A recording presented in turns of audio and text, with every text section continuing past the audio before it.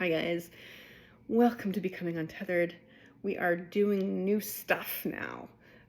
So we are getting organized, and the first way you'll see this come out is you will see that we will have a theme for the month. So July, today's July 1st, July is Self-Awareness Month. At Becoming Untethered, I'm not saying it's a national or international thing. Maybe it will be one day, who knows? But right now, at Becoming Untethered, it is Self-Awareness Month. And within the month, we're going to start having different sub-themes per week. So this week's sub-theme is an introduction to self-awareness. Like, what is it? Why is it important? How do you become more self-aware? So self-awareness is something that you kind of consider in two major facets. First, the facet of that we kind of normally think of when we're thinking about being self-aware, right?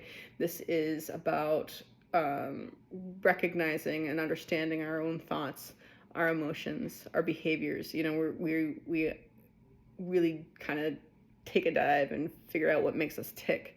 We recognize our patterns. That's a hard one, and it's awesome to do.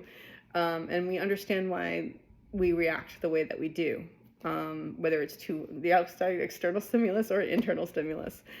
This kind of self-awareness helps us make better choices, and it improves our relationships and can lead to a happier life, which is what we're aiming at, right?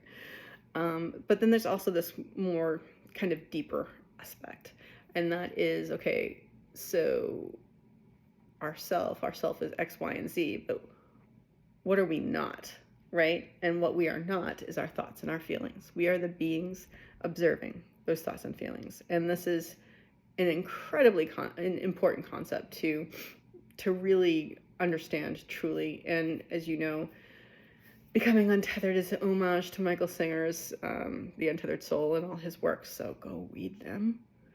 They're awesome. But one of the teachings you'll find there is that when we see that we are not our thoughts and our emotions, when we see that we are the being that's observing them, we can then just observe them. Now, it's not like that, but we start to see that our thoughts and our emotions are things, objects that are passing through, and we don't have to get lost in them. And that's a big deal, because the fact that we have a choice not to get lost in our thoughts and our feelings it's a big one. It's a big deal. And this sort of self-awareness helps us find more inner peace, right? And live untethered to these things that make us miserable, right? Our preferences and our attachments, basically. And we don't have to worry about everything that's going on in our brain, because there's a lot. and it doesn't always do what we ask it to. So why do you care? Why do you care about self-awareness? Well, as we become more self-aware, we can start to understand what our triggers are, what our problems are, and we can kind of see where we might be holding ourselves back. And we can start to make changes. We get to know ourselves, we understand and we love ourselves, but we also see where we can improve, and we can improve it, right?